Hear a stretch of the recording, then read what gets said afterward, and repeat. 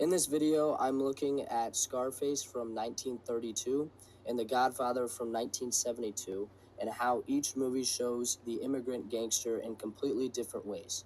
My main argument is that Scarface treats the immigrant criminal as chaotic and dangerous, while The Godfather turns the same figure into something controlled, traditional, and almost noble.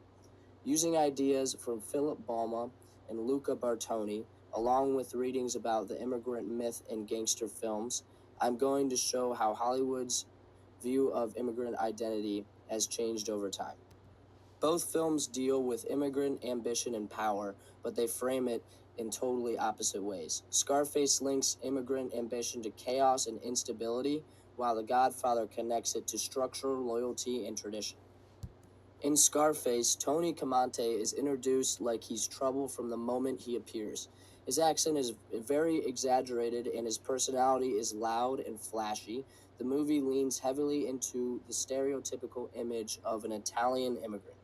This connects directly to Philip Balma's argument in setting the Italian American Gangster in stone. Balma explains that early films like Little Caesar and Scarface didn't just rely on stereotypes, they created the blueprint for the Italian American gangster in American culture. Tony isn't written like a real immigrant with a full life behind him.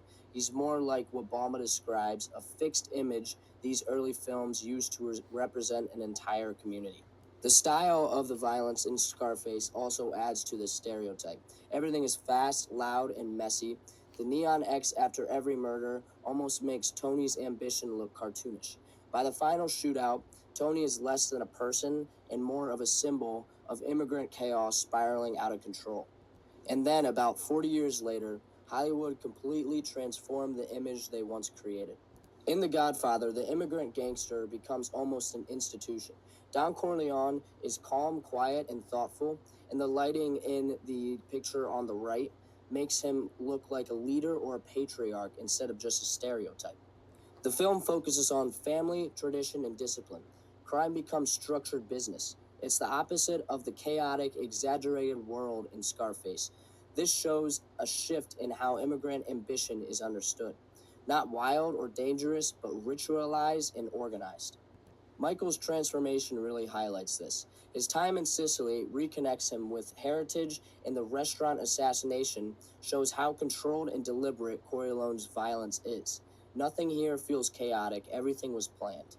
When you put the two films side by side, the difference is obvious. Tony Camonte represents the exaggerated stereotype that Balma describes, loud, impulsive, and simplified. The Corleones are the exact opposite, calm, strategic, and almost artistic.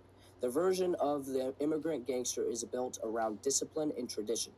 And as Luca Bartoni points out, later filmmakers actually had to push back against early stereotypes like the one in Scarface because they came so iconic and deeply rooted. Seeing Tony and Michael next to each other in these two images makes this evolution very, very clear. Both films are ultimately about immigrants trying to find belonging and power in America, but one story shows ambition turning into chaos, while the other shows ambition turning into structure and legacy. When we look at Scarface and The Godfather together, we see the full evolution of the Italian American gangster image. Balma explains how early films like Scarface carved the stereotype in stone. The Godfather then polished that image and turned it into a myth, a noble version of the gangster tied to culture and tradition. And as Bartoni shows, that stereotype became so strong that later directors felt the need to challenge it directly.